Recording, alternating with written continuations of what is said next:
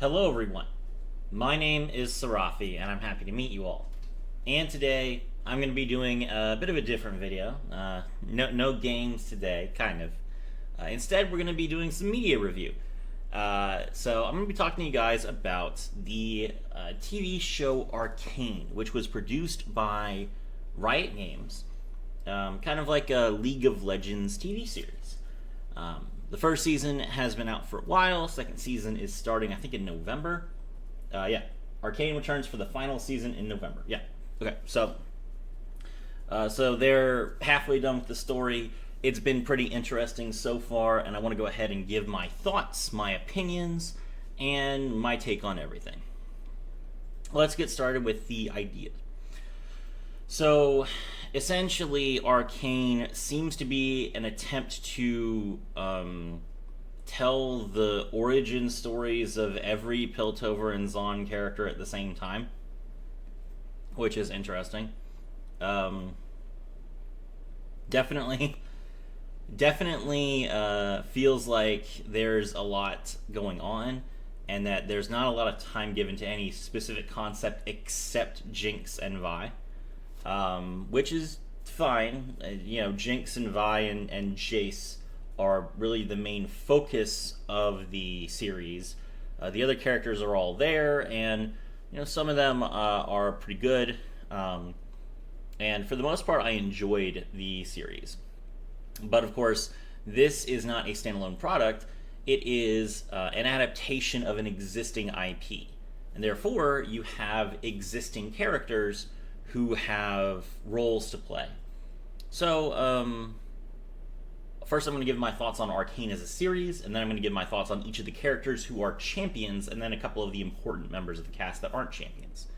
So, Arcane, no spoilers, it's basically just, it starts with Jinx and Vi and Echo as kids, and it kind of moves forward to them as adults, kind of showcases how Jinx and Vi got separated, and then how they kind of aged into all of their current roles, with the exception of, at least at the end of Season 1, Vi is not currently an Enforcer yet, which I suppose is why they need a Season 2.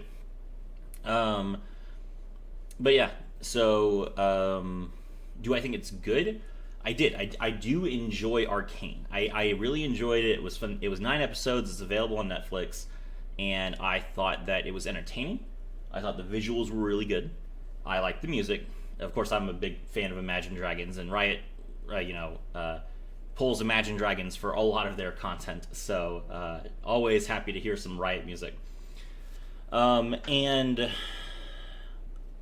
as far as the overall plot lines, a young lady's descent into madness, a poor girl trying to find her place in the world, a rich girl who's trying to kind of figure out how she's going to live, without her mother's overdue influence, and 2 men who are stunted and held back from science, and their different takes on how to deal with that. Pretty interesting. I really enjoyed it, and I thought it was overall a good story. I recommend it. Now, let's talk about the characters. So, the star of the show is definitely Vi. And Vi, Vi is in League, a former criminal from Zon who becomes an enforcer in Piltover. She works directly with Caitlyn, and she tries to kind of keep everyone under wraps. She wears a pair of Hextech gauntlets as her weapons, which were made by Jace. All of that's pretty typical. What we know about Vi from League comes mostly from the what is it called? Not Awaken. There was an animation that there was a cinematic that had her beating up Urgot, but I can't remember what the name of the song was. But she punches Urgot, Urgot ults her. That's where this screenshot is from, by the way. Urgot ults her, and it latches onto her gauntlet, and she unclips her gauntlet, and then goes in and attacks Urgot with her bare fists. Um, yeah, so that's all well and good. All of that completely fine. I think that Vi, as far as she's portrayed in the show, is pretty accurate. Vi is demonstrated to be extremely aggressive, which she is. She is demonstrated to be, she doesn't hold back what she wants to say, so she speaks with no filter. That's also very obvious. She cares about Jinx in both forms, also very obvious. And she likes to tease Caitlyn by calling her cupcake, which is, again, completely fine. The only real thing that's been kind of added here is the sort of romantic tension between Caitlyn and Vi, which has been it's been something that the fans have talked about for a while now, so it's not surprising to see it here. I don't have a problem with it. Vi doesn't have a love interest in League, so why couldn't she be attracted to Caitlyn? It's fine. So yeah, I think they knocked it out of the park with Vi. Next up is Jinx. I do not like Jinx from Arcane. I definitely don't. Jinx was introduced to the game probably a little bit after Vi. I think she was only the second or third character after Vi was introduced that she came out. It was less than a year between the two of them. And Jinx was introduced with the Get Jinxed music video, which is... Let me go ahead and play a bit of that for you. 1 second.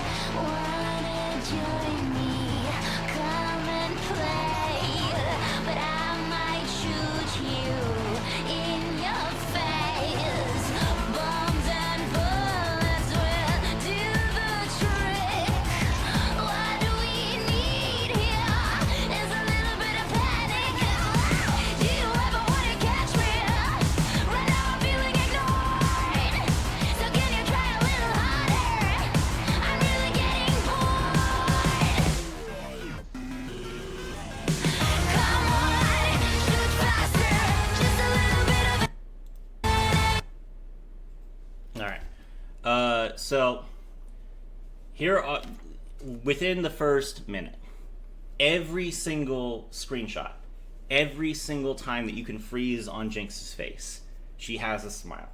Her eyes are lit up. She is very much a free spirit, and she is also extremely sadistic. I don't think that there is a more sadistic character in League than Jinx. There are a few contenders, but I don't think anyone beats Jinx. So the portrayal of Jinx in Arcane is someone who is traumatized, someone who has, suffered. She accidentally... I don't want to do any spoilers. There's an accident which brings harm to people that she cares about. And that results in her and Vi separating. And they don't separate on the best of terms. And then for the rest of the show, Jinx is shown as flashing back to the time that she made a mistake. That is definitely understandable. All of that completely would explain a lot of her behavior in the show. It would highlight, this story of someone suffering. But I don't feel like it's Jinx's story. Jinx, the one thing that's missing from Arcane, Jinx does cause a lot of mayhem. She does act independently. She does, plan. She does take action. The thing that is missing from Jinx the entire time is the smile. Jinx is a character who is more and more throughout Arcane suffering. She is, she constantly is trying to fight against her instincts. She has orders that she fails to obey, and she feels bad for it. She tries to, she likes to attack Caitlyn because she does not like how close Caitlyn is to Vi. The two of them are sisters. Jinx and Vi are sisters. But even with all of that, she's always serious. She's always angry. She's always upset. And a lot of times she will either hesitate or flat out refuse to fire, or she'll miss or something like that. Like, this is not what Jinx has been shown as from the very beginning. Jinx is a character who likes to destroy things, who likes to kill people. And all of her lines, all of them in League, are happy-go-lucky, playful, psychotic. There's no shame, there's no frustration, there's no fear or timidity. All of these emotions that have been attached to Jinx in this Arcane series do not reflect the character. And you could say that she changed as an adult. Fine, but we haven't seen that yet. I watched Arcane from the start to the end, and Jinx, even in the last episode, was a character that was hesitant to attack people. So, no, this is not Jinx. And that's really the reason I'm making the video, is because I really dislike this portrayal of Jinx. But otherwise, yeah, no, they just missed the ball completely with this. They made a different character, basically. Caitlyn is an enforcer. She carries a rifle. I suppose when she is in League, it is a Hextech device, although in Arcane, Jace has not created a Hextech weapon for her yet, so maybe we'll see her signature rifle in Season 2. But Caitlyn is primarily associated with, being posh, being wealthy, being serious. She focuses entirely on solving a case. And that is reflected both in Legends of Runeterra, in League, and in Arcane. In Arcane, Caitlyn does the classic trope of doing like a board where you connect all the dots in, like, physically. I don't know if detectives actually do this, but it's shown in a ton of movies, and they did this, in Arcane. And Caitlyn is willing to go the extra mile. She's willing to get down and dirty in the Undercity with with Vi to solve her case. And she does make snap decisions. She does resist authority. She does, argue with her mother and argue with her sheriff and other things like that to benefit. She does, in the end, she does crack the case. Good for her. I think this is a completely accurate depiction of Caitlyn. My only real gripe is that she, the character, both in League, in Runeterra, and in Arcane, has a British accent. And no one else in Zon has a British accent. It's very weird. I understand that maybe that when they developed Caitlyn and they voiced Caitlyn originally, that they hadn't really planned around any of this. And they do this for a lot of other characters. Victor is Russian, Fiora is French. But it's just out of place. Accents are regional. You speak like the people that you're around. That's how you develop an accent to begin with. That's why accents are, that's why we call it a French accent, because people in France learn the accent by hearing each other speak and then mimic it. And if you travel a lot, you will find yourself, without even thinking about it, kind of adjusting the way that you speak, the pitch that you speak, and the tone to, what you're hearing from other people. And it's not like extreme. You don't suddenly get like a random accent, but if you listen to yourself, you will notice that there is some difference in the way that you talk if you spent 2 or 3 days in a place.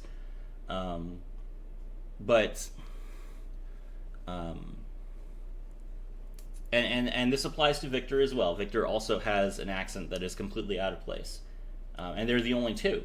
Jace and Vi and Echo and Jinx all sound like the same. They sound like they have the same regional dialect, whereas the rest of them, these two just stand out.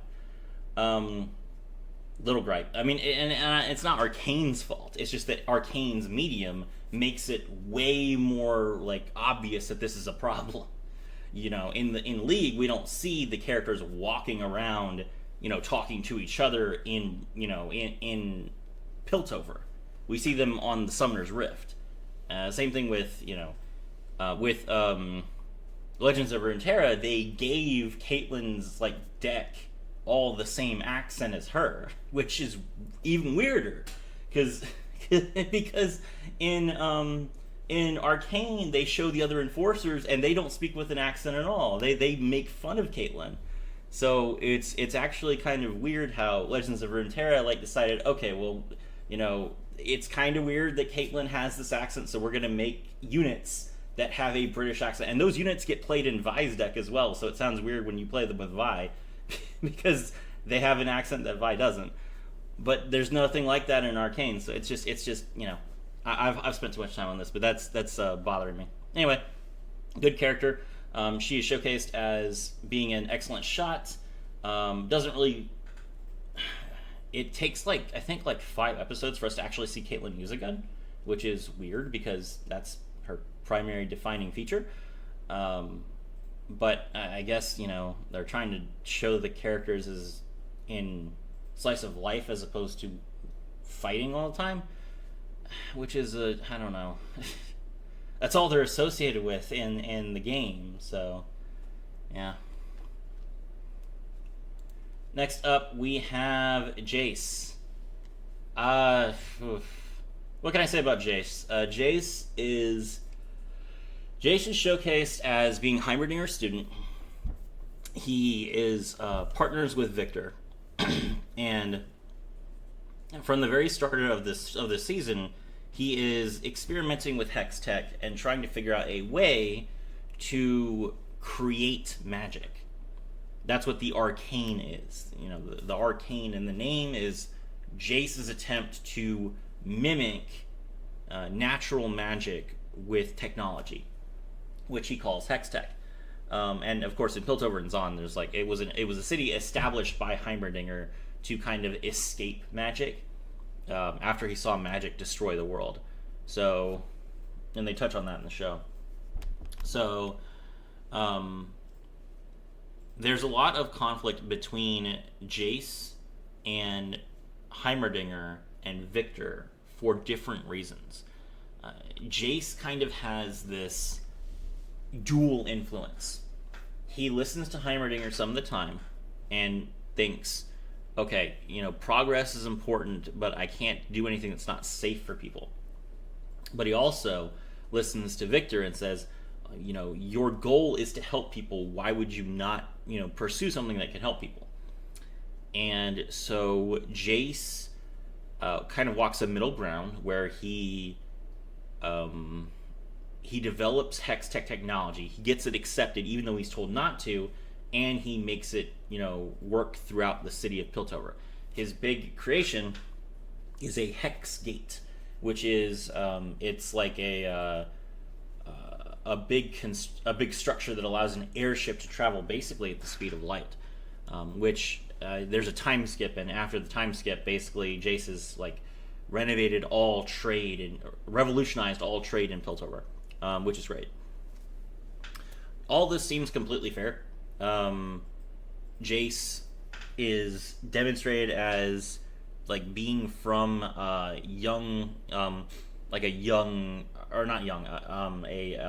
poor family that developed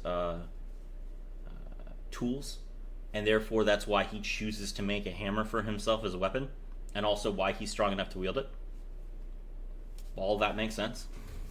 I don't have a problem with any of that.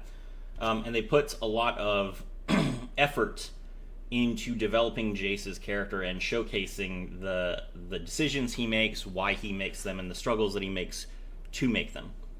I think Jace is probably the best character in Arcane, to be honest. And that's not to say that he's like the best, morally speaking. He has a lot of flaws. He has a lot of mistakes that he makes. He makes a lot of poor decisions. But ultimately, that's what makes him so interesting. He is kind of like this.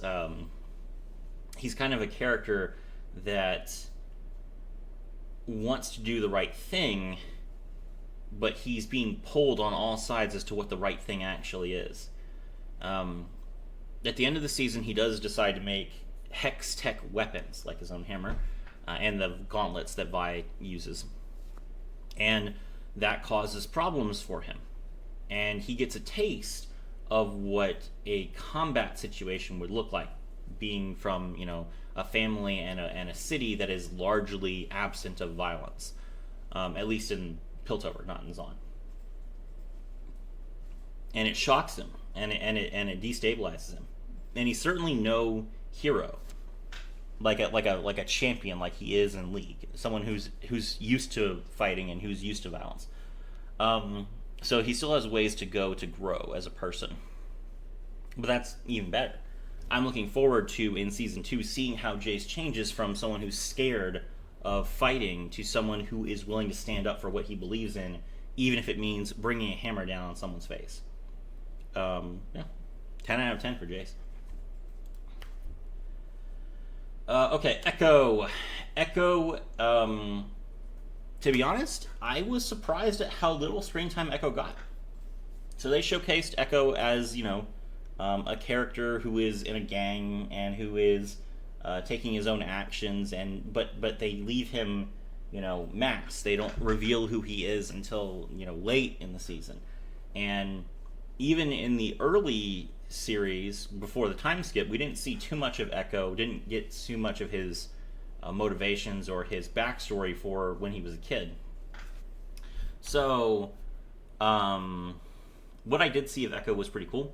I liked his interactions with Heimerdinger. I liked him showcasing that he was kind of like a local hero, someone willing to, resist and fight. But and they do also showcase Echo's abilities very well when he's fighting with Jinx. So all that's fine. But I don't think that I've seen enough of Echo. I genuinely don't think I've seen enough screen time of Echo, enough lines, enough time on screen for me to decide whether I think he's a good character or not. I'm genuinely surprised that they have this, a very popular character in League and in Runeterra, and they just sidelined him. That was surprising to me. But I'm hoping that his story will get a lot more development in Season 2, because he is definitely like a big character that they could do a lot with. So for right now, I'm not going to make a judgment. The Donger, Heimerdinger. Heimerdinger is excellent in this series. He's kind of like a support character. He is on the council and he makes decisions, and he challenges both Jace and Victor to be more humane. And there is a conflict between them because in Heimerdinger's case, he appears to be immortal. I don't know if Yordles are immortal or what's going on, but he says that he's 300. So, I don't know the lore that they've done to change since League came out as to what, they kind of did a whole thing with Yordles like years ago that I didn't pay attention to. So I don't know if they are immortal now or what. But regardless, because Heimerdinger is, someone who can spend a lot of time testing and retesting and making decisions, he tells Victor to his face, give it a decade. You have a few kinks to work out. Spend 10 years of your life, correcting these, and maybe it will be ready for public release. But you can't rush a product like this that could be dangerous to people. And Victor is just so offended by this. He's so upset because that is, because he's gonna die basically. And it does come off as very out of touch and callous for Heimerdinger to say something like that to Victor. But that's just who he is. He is someone who is concerned, and it's weird. It's very strange to have someone who has established a city of progress and who, is a scientist be so conservative. But he is kind of the representation of conservative values, of safety, of caution, of hesitation, and indeed of the question of it's not about what you can do, but about whether you should do it or not. And that is a question that plagues science a lot. Just because you have the capability to produce something, should you do it? Should you pursue it? And even if you can, even if you should, do you have control over it? Even if you think, we can lead this, we can be in charge, we can do the right thing. Well, you won't have it forever. You're not going to be alive forever. Once you let the genie out of the bottle, then other people get access to it. And Jace deals with this firsthand.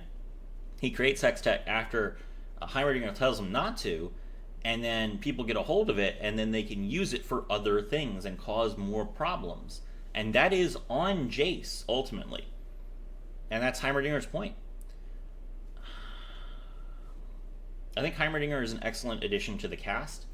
As far as whether he's accurate to Heimerdinger, probably not. Heimerdinger in League just kind of like a zany scientist who talks about building and turrets and engineering and things like that. It's odd. We actually don't see any of Heimerdinger's inventions in all 9 episodes. Not a single turret anywhere, which is weird. The only thing that really, besides Heimerdinger's appearance, the only thing that really shows up is his Poro that has a weird eye, and that's it. That's the only demonstration of Heimerdinger's inventive capabilities. So they really did kind of just say, we need a character who can serve as Jace's mentor. Let's put Heimerdinger there. And because he's so old and a founding member of Piltover, he has this experience. We're not going to really go into why he has the experience. They show a flashback of maybe an explosion or something that Heimerdinger seems to have witnessed, but they don't give us any additional details about that. We don't know what Heimerdinger has seen. We don't know what's caused this. And so, I can't say that he feels like Heimerdinger. Definitely not. But unlike Jinx, I don't think that Heimerdinger had much to build on to begin with. They didn't put too much effort into establishing Heimerdinger as a unique character like they did with Jinx. So, yeah. Let's see. And then, as far as champions, the last 2 are Singed and Victor. What can I say about Victor? This is excellent. So, they show his Hextech light ray arm, early on. They show him walking around with a cane well before he's become mechanical. They show him suffering with his disease, trying to make decisions about what he should do. Jace even encourages him. Jace says, this hex core could be the way to cure your disease. I'll help you finish it. It's really tragic. And the difference between Victor and Jinx really is that Victor's story is one about falling. He is a scientist who made a decision to use himself as a canvas for experimentation. And he's an adult. He's not a kid. So these are all his decisions that he's making.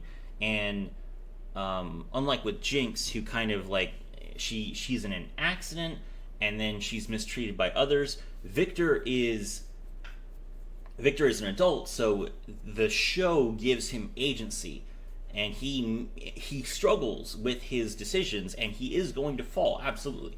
Victor is not, I mean, things were left up to, kind of a vague interpretation at the end of Arcane. No, Victor is a villainous character, absolutely. So in season 2, I fully expect Victor and Jace to have a complete falling out. I expect Victor to steal the Hex Tech ray machine and then just like completely absorb himself in Hex cores, join up with Singed, poison his blood with Shimmer, which is the drug that I'll talk about in a minute, and become, the Victor that we see on the screen. And at that point, Victor will, tell Jace to his face that he is wrong and that humanity needs to improve and evolve. And, that's Zaun. That's what Zaun is. And that's really the big difference between Piltover and Zaun. Piltover is all about invention. Zaun is all about human experimentation. You look at Singed, you look at Victor, you look at Warwick, you look at Dr. Mundo. Vi and Jinx are like... Vi and Jinx don't even feel Zaunites. Echo is more of like a gray area because Echo does have, inventions, but those inventions affect his body. Vi and Jinx don't really feel like Zaunites at all, but the rest of them, Victor is one of many characters who are basically just human transmutation. And this is the story of a man who has very good morals, very, very clear, focus on what he wants to do to help people, to help his people. He has a privilege that a lot of Zaunites don't have, and he wants to use that to make a betterment of his people. And I said that, they give him agency. There is one drawback that he can't control, which is that he seems to have some kind of very bad illness. It looks like tuberculosis. He's constantly coughing up blood. His leg is basically dead. And that puts strain on him. That is a factor that he has to deal with. He is basically going to die very soon unless he tries to cure himself. And that's going to push him over the edge, absolutely. But it will still be his decision as an adult when he takes that plunge. And that's what makes him such a good villain. So I think that Victor, first of all, this portrayal of Victor is great. It's an expansion of what I already know about Victor.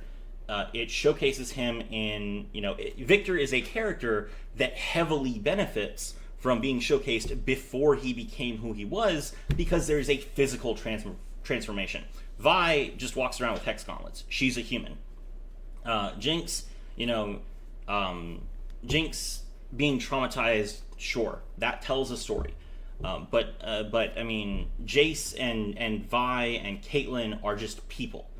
Victor is a man who becomes a monster, and showing the man before the monster that's a story worth telling, as opposed to all the other characters. So I really think that Victor is just, that Victor's struggle justifies Arcane as a whole. Like that's one thing I haven't talked about, right? Like I said that the series was entertaining. Was it worth making? For Vi and Jinx and Caitlyn, not really. It's either stuff that we already knew about them, or it's an expansion that didn't really tell us much. Who cares, what specific drug gang Vi was trying to hunt down when she became an enforcer. That's not, as opposed to it being an unnamed drug gang or an unnamed sort of criminals, Does that really tell us much? No, but Victor, Victor starting out as a person who wants to bring magic to people without magic, and then from there his body starts to decay and he has to make a choice, and he makes a choice to just sacrifice his own humanity to become, this symbol of evolution. That is a gripping tale, in my opinion. So I think Victor is probably, along with Jace, the best part of Arcane, and it's no coincidence that their stories are linked, because the two of them are two very different people caught in the same room with the same decisions to make, and they make very different choices, and that causes very different outcomes. And Victor ultimately is not a victim. When he becomes the person that he becomes, it will be because he stood on the same edge that Jace stood, and he chose wrong. He could just let himself die. And that's a rough decision to make. But that's what makes a hero versus a villain. Being selfless over being selfish. And there you go. That's my thoughts on Victor. Singed. Singed is a character...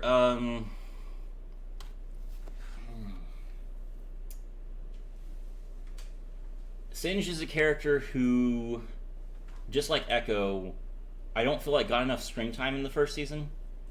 I mean, he's a mad scientist. He uses drugs to awaken the power in people, and he is the producer of Shimmer. Like he makes Shimmer. He figures out how to use Shimmer to like alter people's bodies, make them more powerful, make them more physically strong. And then you see how that affects the Undercity later on. There's people with these horrible disfigurations. They're suffering, they're ill, they're dying because they've abused this drug for just a taste of strength that they didn't have before. And then you see all of Silco's thugs that are juiced up on this stuff, and they are able to fight, but they're more monster than man. All of this is well within Singed's ideas and ideology. But again, like, he's not even named on screen. We know who he is, but his name is never said. He's never a big player. All he is kind of is like a mentor for Victor. He's like Heimerdinger to Jace, but for Victor. But the thing is, Victor doesn't even consult him until very late in the season, after he's already made some choices that are going to affect him negatively. So it's not even like a perfect mirror. It's more like Singed is just what gives Victor the final push to become a monster. I don't think that they are going to... With what happened in the finale, they're going to need, more villains to pad screen time. It's possible that they give Singed additional roles in the next season, but I don't know. I don't think so. I think that Victor will be the primary antagonist of the next season. And as long as they keep Singed kind of in the back and they don't give him too much to do, he's not going to feel like a real character. He kind of already feels like just like an NPC. It feels like what's her name? Mel Medarda is more important to the story than Singed is, which is weird because he's a champion. But yeah. All right. So that is all of the champions. Now, before I talk about the non-champions, let me quickly highlight the absence of champions. So there are more Piltover and Zonites besides all of these people. Obviously, there's only so much story they can tell. But they're leaving out Urgot, they're leaving out Warwick, they're leaving out Dr. Mundo, they're leaving out Ezreal. And they probably, honestly, as weird as it is, they probably really don't want to make like a product with Ezreal that doesn't have Lux in it, and I don't know why. I genuinely don't know where the Ezreal Lux ship came from, but I feel like Ezreal is like just like Ezreal's portrayal in Legends of Runeterra is so weird, especially the way that he like is shown with Lux. So I don't really feel like that's something I want to see, honestly. If this is the direction Riot is taking Ezreal, I definitely don't want to see him in anything. But it does make sense that they kind of, based on what they've done in Legends of Runeterra, that they wouldn't want to show him in a series that didn't have Lux in it. And he's not... While Ezreal is definitely a Piltover character, he's not a character that's heavily associated with the city itself, because he spends so much time traveling. Zaun, Twitch, Warwick, Dr. Mundo, those are all characters that are heavily focused on Zaun, and in particular, Urgot is a character that is very heavily associated with Vi and Caitlyn. And for that reason, I was kind of wondering, initially whether Silco would become Urgot, but it doesn't look like it. So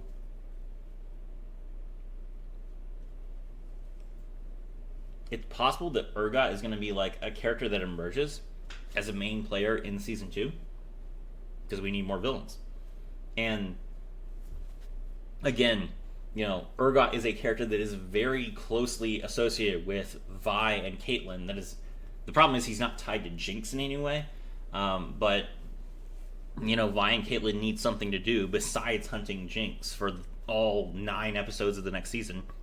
So them uncovering a plot by Urgot is another, it's another great story that they can tell. So I'm looking forward to that. There's an implication in the end of the finale that Singed might be like working on creating Warwick. So Warwick could be a character that shows up in season 2, and that would be really interesting. As far as Dr. Mundo, all of the people who take Shimmer look very similar to Dr. Mundo. They have the same growths, they have the same bulging muscles, they have the same expression. So I'm assuming that Shimmer in Arcane is what Dr. Mundo is what turned Dr. Mundo into Dr. Mundo.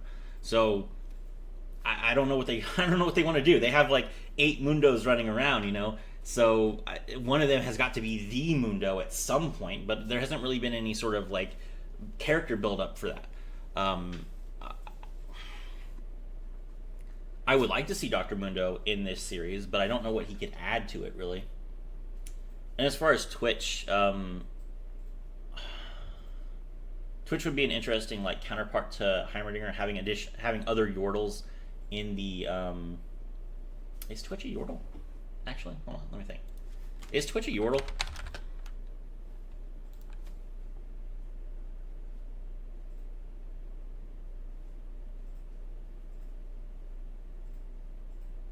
Plague Rat. A Zonite Plague Rat by birth. Okay, so no, he's not a Yordle. He looks very Yordle-y to me. It's the ears. Okay, but so Twitch would be a character that would be interesting to see. But again, just like Dr. Mundo, I don't know that he would add too much to the story. So Urgot is the character I would really like to see added, and Warwick is the character they've kind of hinted at being added. So great. Looking forward to moving, the characters moving forward. All right. The non-champion characters. We got the main ones are Mel Medarda, Silco, and Marcus. So Mel Medarda is Jace's love interest. She is the woman who is responsible for getting Jace on the council to begin with. She's a noble woman. She's rich. She has her own ambitions, and she decides to invest in Jace because she thinks that Jace can get her global recognition. And he does. He absolutely does. So their romance is a lot more explicit than Caitlyn and Vi's is. They do end up kissing on screen. There is obvious signs of them engaging in relations, but they are a lot older than Caitlyn and Vi are. And by the way, that's the one gripe I have about Vi. I know that she's not an enforcer yet, but she's way too young in the post time skip variants. Like they need to age Vi up. Age Vi up for the second season. She doesn't look like the real Vi. Anyway, which is weird because Caitlyn looks pretty much like Caitlyn in my opinion, but Vi looks way too young. Jinx is also fine in the time skip. Okay. Medarda is ambitious. She teaches Jace how to play politics. She supports him in every one of his endeavors, and she also kind of encourages him to build weapons, but then later tells him that he can't engage in warfare. She's a Noxian by birth, which is really interesting. And they don't give her a whole lot of chances to develop herself outside of Jace, but I'm interested to see more of her. Now that Silco is not going to be taking up so much screen time, I am hoping that Mel is going to get like way more development. Hopefully, maybe even her own episode in the second season, and I look forward to that because she's interesting. Not really like a champion-worthy character because she doesn't do anything, but definitely a character I would like to see made into a card for Legends of Runeterra. And it's nice to have someone who's just supportive, you know, genuinely, like, she's got her own thing going on, but she does seem like she genuinely cares about Jace, so I'm happy for them. Silco is essentially, Silco is the Joker to Jinx's Harley Quinn. That's something else I don't like. Jinx has always been kind of like an independent character, and when she came out, in my opinion, like when Jinx came to League, one of the things I liked about her, because I like crazy women. Okay. I said that the reason I made the video is because I don't like the way they portray Jinx. I like crazy women. All the women that I've dated have had, you know, something off about them. It's just a character trait that I am attracted to, and so when you mess with my crazy, I have a problem with it. So Jinx being like led down a path by Silco, not something I appreciate. Absolutely, I feel like Jinx should have been a lot more like Victor, a character who maybe had some bad circumstances, but in those bad circumstances, she made her own choices and she chose wrong and became a person that she stands by as her, you know, as her true self, as opposed to her being like legitimately like, you know, constantly bouncing between two people. You know, the split personality thing is really weird. I don't like that at all. That has nothing to do with Silco though. Silco is a revolutionary anarchist type who, you know, wants to try and free Zaun from Piltover, and in so doing, he has decided to drug the whole underground, make deals with enforcers, and try to control both Piltover and Zaun from his shady business practices. Cool. You know, it's kind of funny that he's like this symbol of capitalism, and, you know, like, you know, this big industrial inventor who, you know, is also a drug dealer that's, you know, all of his products are causing, you know, damage to to everyone else, and then he talks like a revolutionary. It's like both capitalism and communism put into the same person. Definitely a very interesting person to listen to, and he's charismatic, and he has like a memorable character design. He also has, you know, some flunkies like Savika, who are equally memorable. I don't think Silco was a particularly strong part of Arcane. You know, it needed a villain. Silco fulfills that role to some extent, but it feels like he is unwilling to answer for the obvious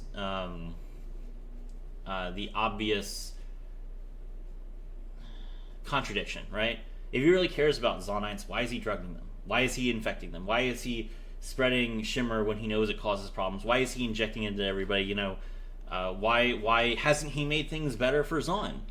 I mean, there is a huge discussion between Jace and the Council of, you know, these people are looking to us for help, and we haven't made anything better for them. You know, Heimerdinger, you want me to slow down, you don't want me to do too much, but what have you done? What is your plan to make things better? If we wait, how are we going to make this right?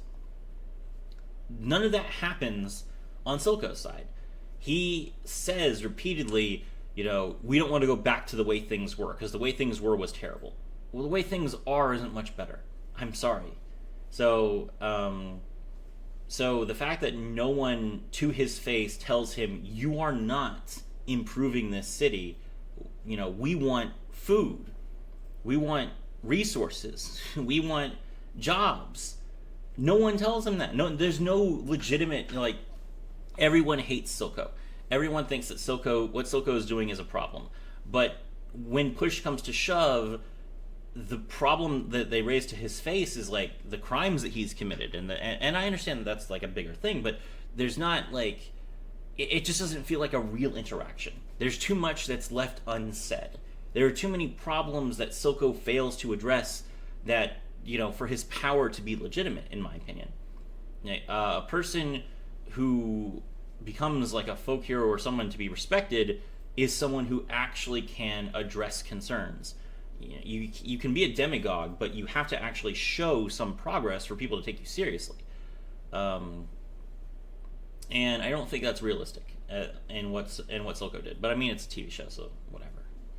And then Marcus is like a corrupt enforcer who takes bribes from Silco to kind of basically make sure that investigations don't go anywhere, make sure that essentially things all stay the same. So Silco can continue doing his thing, and the Piltover doesn't know anything about what's going on bad down there, and they never find any of the real criminals and that sort of thing. They did what they could to try and make Marcus seem like a human, a person who is, genuinely concerned and wants to try and fix things.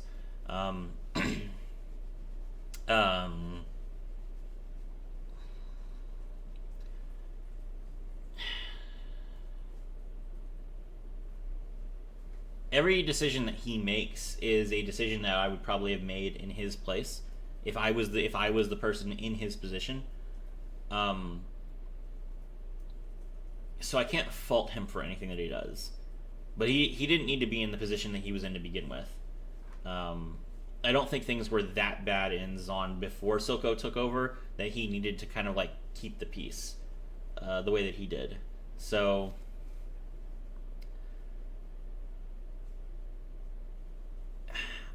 I don't find any faults with Marcus as a character, but I think that the balance that they tried to strike for this time skip was mostly just a hand wave as to why Silco hadn't been dealt with in the 6 years that it took for them to age these characters up. So he was a plot device, basically, a way to fill a plot hole that was necessary because they're trying to tell a story of kids becoming teenagers for whatever reason, along with their crime drama. So, yeah.